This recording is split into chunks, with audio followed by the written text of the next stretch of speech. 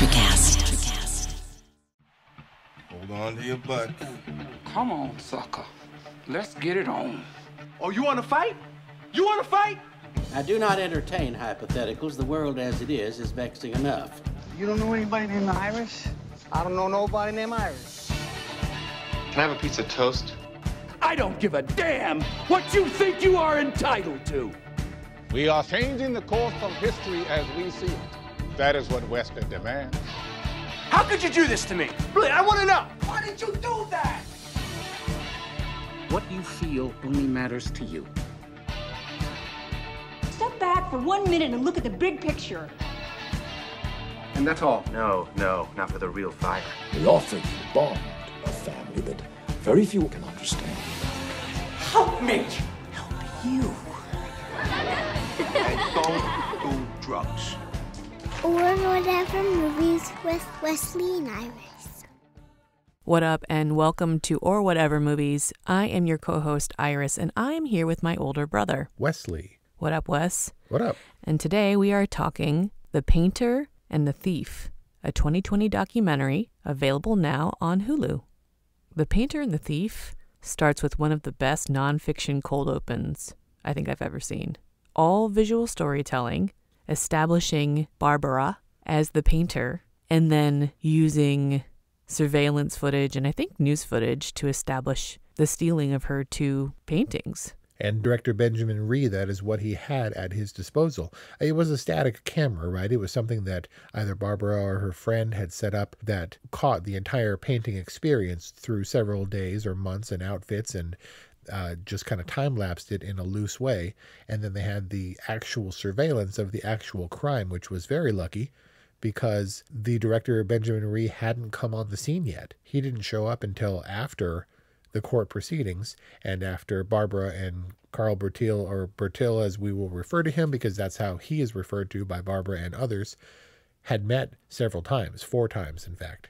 Prior to Benjamin Ree's involvement? Right. And thankfully they had audio from the court after the court proceedings when Barbara approached Bertil. And so he had some footage to work with before he came in with his documentary crew.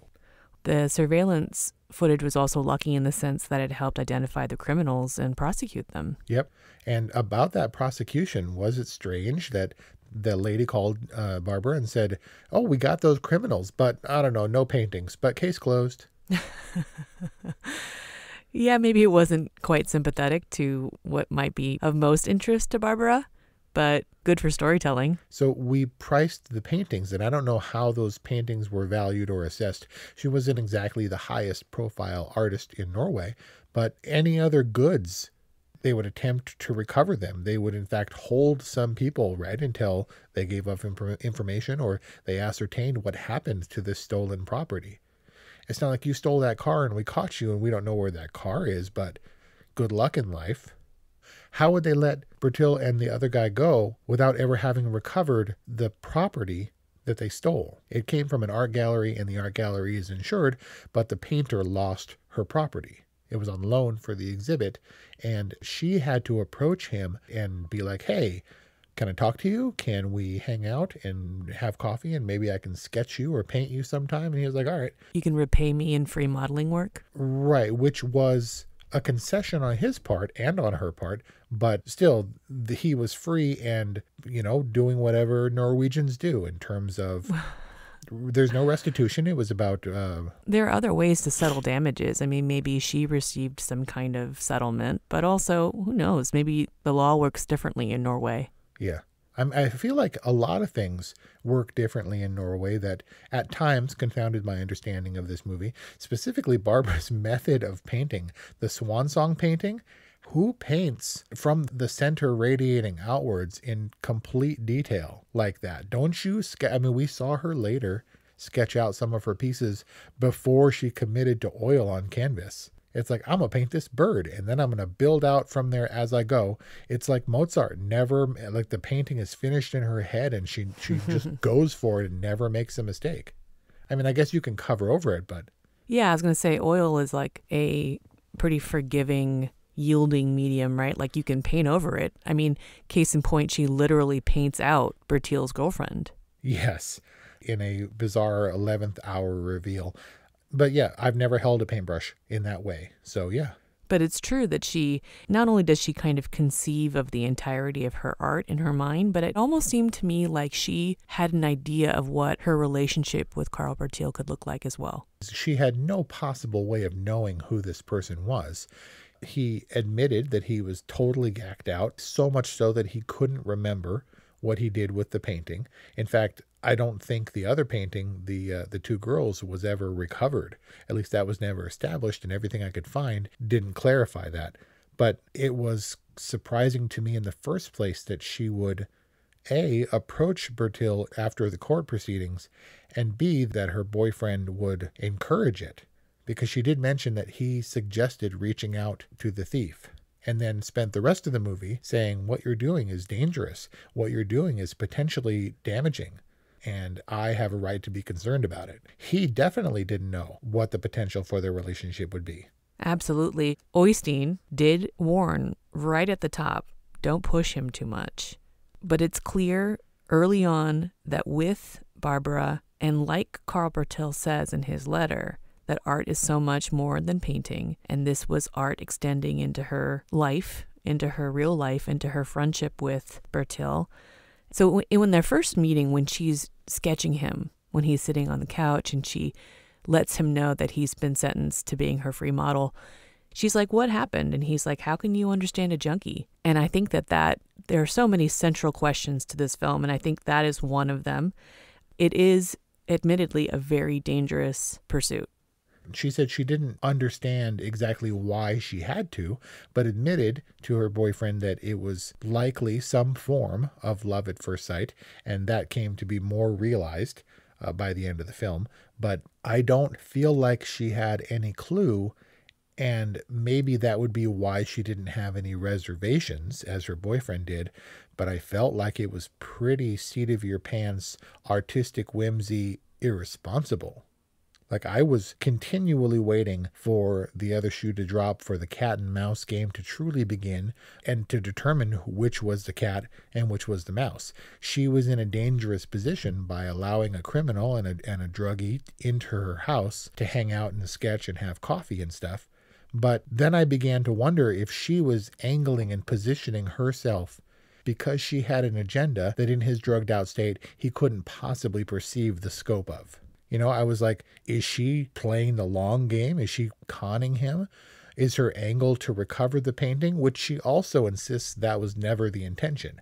She never set out to befriend him in the hopes of retrieving the painting so that she could then dump him and say this was a ruse. Now that I got my stuff back, you can piss off.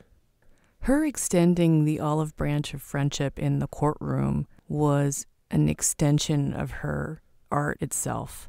She saw eye to eye with Bertil as an artist, and every encounter, it seemed, confirmed that they met eye to eye, that they had some similar intrinsic artist sensibility. It seemed her art really extended to almost every area of her life, although maybe not as much into her relationship with her boyfriend, which was kind of the source of the tension between the two of them. The tension that mounts as she gets closer to and spends more time with Karl Bertil. I mean, for me, he was the voice. He was my own misgivings being voiced to her. And thus I feel like the boyfriend represented some of the audience's viewpoint, although I'm not sure. I think so. He's reasonable. He's practical. I agree. She throws a little bit of caution to the wind. It's a dangerous pursuit to befriend a junkie that you don't know anything about, you know, a friendship that is based on a crime that affects both of them mutually. And there's some drama there, and there's some conflict there between her and her boyfriend. Really, this documentary captures lightning in a bottle in terms of human connections, because this one is a beautiful one, but it could have gone very badly. When she goes to his apartment, it was not what I expected at all, where he has original prints or where he has original artworks in his home and the first pair of shoes that he ever wore and decoration. And she said, I love when people have art on their walls, where their walls aren't bare and things are in frame. And he has more things in frame on his wall than I've ever had on all my walls combined. So I did not expect him to be as artistically deep or creatively deep or receptive as he was. I'm not sure she ever had. I mean, I guess from the basis that he stole artwork and risked his freedom to take stuff off the wall and painstakingly removed 200 nails or whatever, maybe she had some inclination. But their simple assignment of their roles, the painter and the thief, were deceptive because of how deep we got into their lives, where after he went to prison, he seemed to be flourishing and took time for self-introspection and got in shape and sobered up and grew a beard. Actually, it was never established that he sobered up, but I imagine it's pretty hard to be strung out in prison. Whereas during that time, Barbara lapsed into her feelings of doubt and brought up the feelings of her abusive ex-boyfriend and the fact that she was broke and didn't have it all together as the person we initially saw her to be. An accomplished artist with a gallery show. Right. Who has everything going for her and bright red lipstick and wine and a cigarette. And then all of a sudden she was the starving, struggling artist who didn't seem in as good a position as he was. And it definitely spoke to their pre-existing lives, where he was once a potential BMX champion. And the fact that he was training to be a nurse, whereas she came from an abusive situation and didn't have a lot going for her, wasn't an established artist, and kind of went into her bubble, ignoring all the advice to the contrary when it came to letting potentially dangerous people into that bubble. So not quite what they seemed on the surface or at the outset, maybe more kindred spirits. Yeah, ultimately, and obviously that continues to be the case. They still have a relationship, but they both embrace their role. She had her artist haircut and her artist boots and her continual cigarette, and he had his honor among thieves neck tattoo and the fat people are hard to kidnap shirt and the crime pays shirt. You know, it was very easy to plug him into that role and to not ever let him wiggle out of it, which he continually did. Yeah, it's like, how much do we choose our roles? How much do we choose our archetypes? And he became so vulnerable and the roles were reversed. Did you suspect her motivation in that she was playing him to get her painting back? It had to have been the motivation, I felt. No, you're so distrusting. Why are you all pessimistic and distrustful? So it was just about life and people and connections. It was curiosity. It was an artistic sensibility.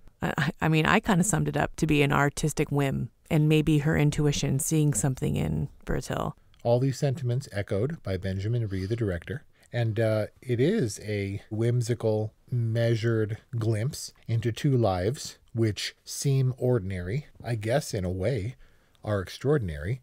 But this film came out of 3 years of following, the progress of which can be traced no better than on the face of Bertil himself, who looks unrecognizable, who goes from a skinny, stringy junkie to like an Avenger or a Norwegian Viking or something.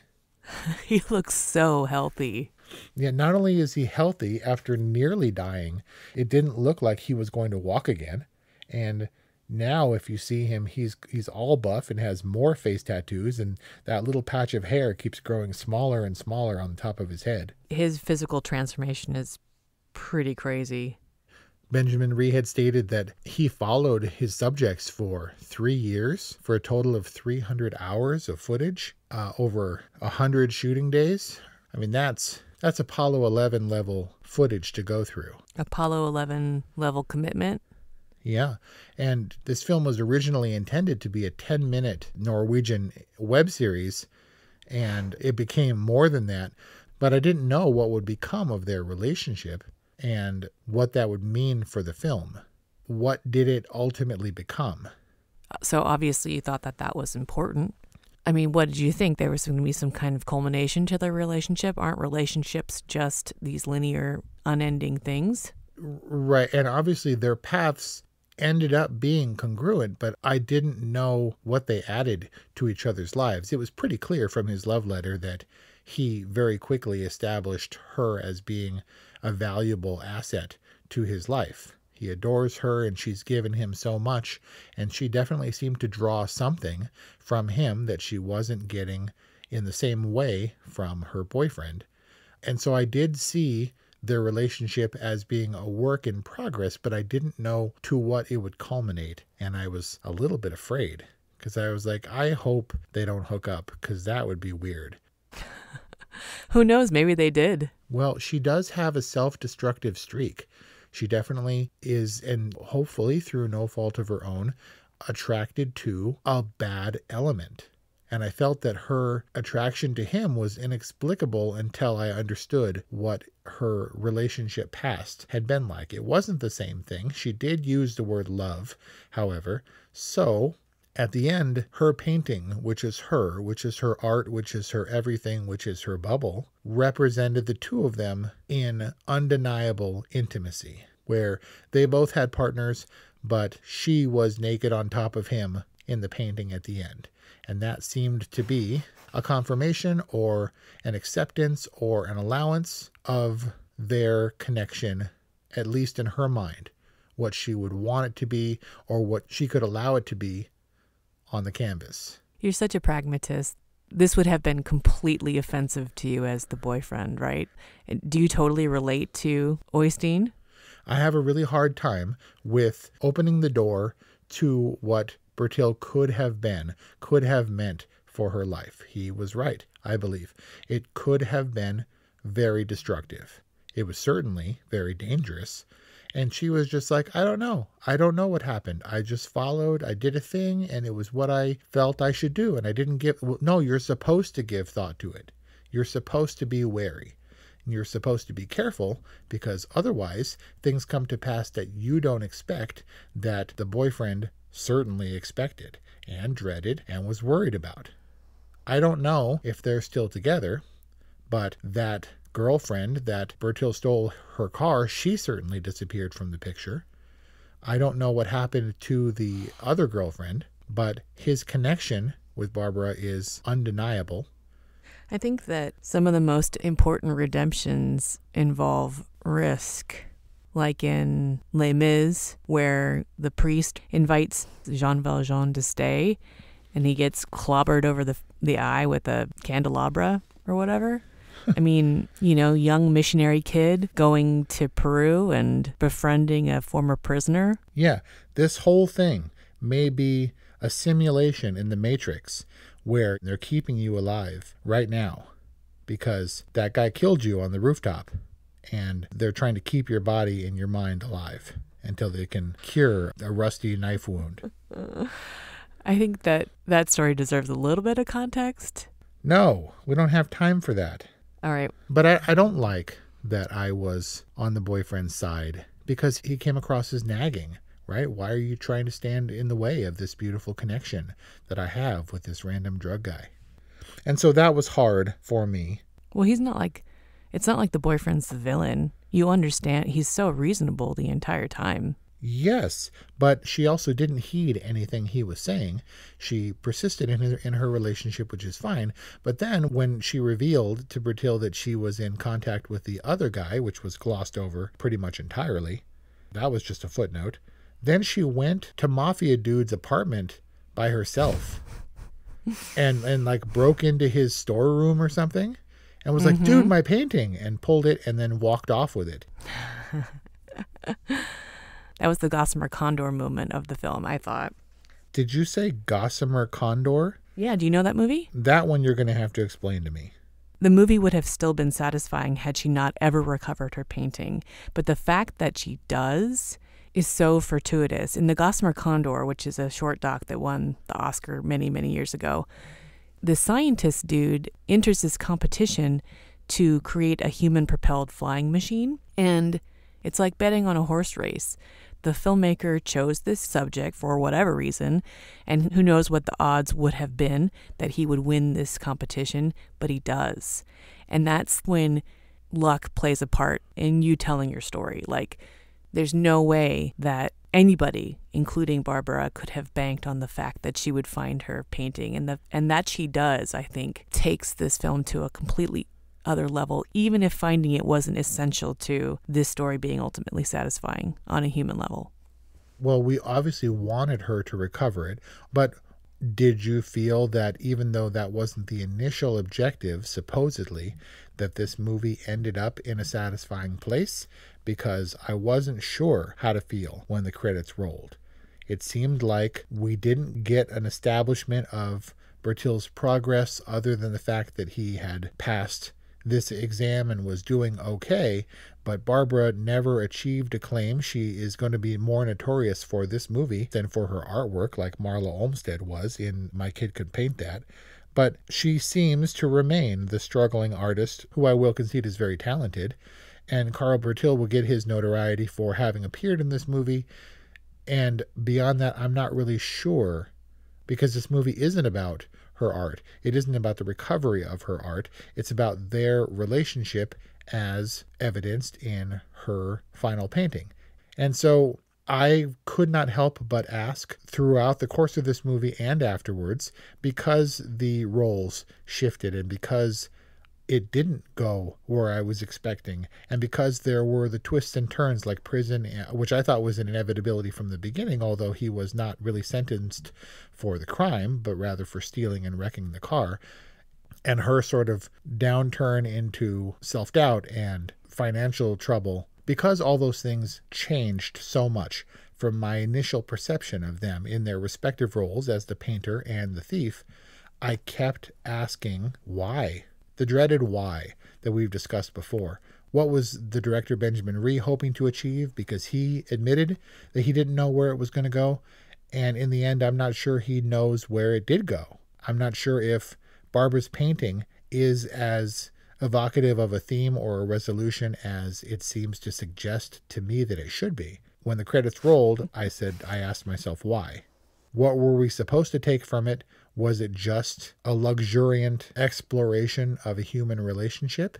And are white people afforded that luxury of having movies be about, I don't know. I mean, this was the documentary white people equivalent of If Beale Street Could Talk, where it was beautiful and compelling, but why? Why? The enduring question. This movie operates on two levels. The narrative thrust is these two pieces of art get stolen, and it gets wrapped up when those pieces of art are found. And then the other level is the human connection level, which is firmly established and culminated in the painting. Doesn't mean that the human connection, the relationship, doesn't supersede that painting or go well beyond it. But that's the button that we hit at the end of the movie for the two of them. And it felt satisfying. I mean, how do you sum up art, which is ultimately what the theme, the why of this movie might be? I mean, I keep on going back to this thought that art is so much more than painting, which I think is what Bertil says verbatim in his letter. Is this a white person movie? I can see why you would think that, given our previous conversations on Defy Bloods, The Banker, Brittany Runs a Marathon. But this, and maybe I'm speaking from a white privileged sensibility, even though I'm not white, that this feels like a very universal story. And maybe for an American audience specifically, there are some exotic elements, you know, a Czech artist working in Norway. There's some European exoticness to it, but it's just so profoundly human. I can't imagine that this isn't universal for at least a first world experience. Yeah, as undeniably human and strong and evocative in tone and composition as her paintings are, obviously has something to say. Not always sure what the artist's intention is, what we should take from it, and if what we take from it is the same thing as what the artist is trying to say. Art is definitely subjective. It moves you or it doesn't. And the universally regarded art pieces as being well done, as this movie is apparently universally regarded. At one point, it was touted as having 100% on Rotten Tomatoes. Those pieces have their real fixtures, and while it may be hard to pin down what that importance is, they exist in our hearts and minds as part of culture. Did it work for you? Did it appeal to you? So I've been struggling because I definitely like some art, but especially when it comes to abstract art, I suspect that a lot of art is a hustle. You say, I like this piece. What does it mean? And the artist would reply, between drags on the cigarette, well, what does it mean to you? Which I think is a hustle in that it doesn't actually mean anything. You feel a thing, you ascribe importance to that feeling, and you channel those feelings onto the canvas where other people might not feel the same thing. And so I'm worried that, as Dennis Leary said in the Thomas Crown Affair, art is actually just swirls of paint that are only really important to a very small number of people. Did I like this movie? I was compelled to watch it all the way through. I'm not sure if I liked it. I'm on the fence because I disapproved of the artistic whimsy and license that would allow her to approach someone who's bad news. You can't just decide that your life is more beautiful than it is safe and go down a road that's untested because it's romantic. It is very romantic. So if you tried to remove yourself from your judgment of her behavior, how would that change what you think of it? Good movies take us to a place that we wouldn't ordinarily have gone. They show us new things. I would not have gone where she did to explore this relationship, especially to this level. But in doing so, she did uncover something that was unexpected for me, that was revelatory, and that she was not who she was established to be at the beginning, and certainly nor was he. I'm not sure how long these roles will last or how they will serve these two people moving forward, but it was an unexpected uncovering of a real relationship of some substance. And therefore, the movie was all right. I struggled with a degree of wariness that I attribute to documentaries that are unclear in their thrust. It's an all right with the disclaimer, girls and boys, don't talk to strangers, especially if they're criminals. Right, especially if they're established as criminals. If that is the reason they've been introduced to your life. That's the part that you take umbrage with. They have to be established criminals. Right, but also he criminaled against her specifically. He was her criminal. She was his victim. And they were like, no, let's see where it goes. Tough for me. It's an all right movie.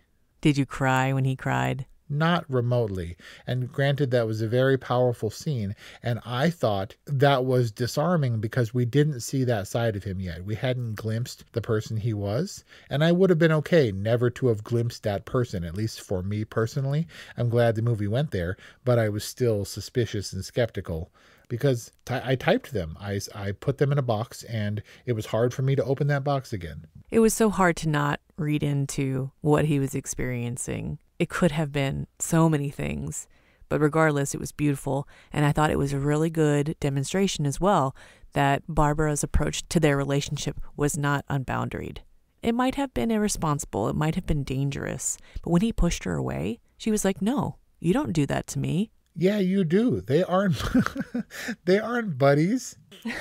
So had they cried and hugged prior to that? Well, we don't know. I mean, in terms of narrative storytelling, I allowed that all of that detail in their budding relationship may have been omitted. I'm not really sure in the actual timeline of their relationship when that happened. Obviously, enough time had passed for her to have painted the thing, but it was good. She had enough self-respect to say that you can't treat me that way, especially in this context in my own home, after showing you something like this. The scene was definitely good, and it's what everybody asks him about when he appears on the Q&As reluctantly. But does that good apply not only to that scene, but to the entire movie for you? Is that your official rating? My official rating of The Painter and the Thief is good. It worked for me on multiple levels. It was very moving. And, maybe it's just obvious that I relate more to the painter and you relate to the thief. Ouch. I mean, to the boyfriend. Okay. So there you got it. An all right from Wes, a good from Iris. That's our talk on The Painter and the Thief, now available on Hulu. I'll be surprised if we don't see it early next year during award season. If that happens. If there are ever any award shows again. We'd love to know what you think if you've seen this beautiful little indie ditty. 818-835-0473 or whatevermovies@gmail.com. Thank you for listening, and we'll see you next time. Welcome, explorers of the human experience. This is Let's Talk Soul, and I'm your host, Claudia Monticelli. We're not afraid of the great mysteries of existence here. Soul versus consciousness, we're on it. Spirituality versus science, we've got that covered too. Join us in navigating these profound topics with wisdom, curiosity, and a dash of audacity. Whether you're a spiritual veteran or just starting your journey, Let's Talk Soul is your passport to the unknown. Let's Talk Soul, diving into the depths of the human spirit. Subscribe now wherever you get your podcasts. Step inside the marketing mirror to uncover marketing secrets, discover gems, tactics, lessons, and campaigns you can use, next gen or fundamentals. Grab the marketing magic to improve your marketing and win more business.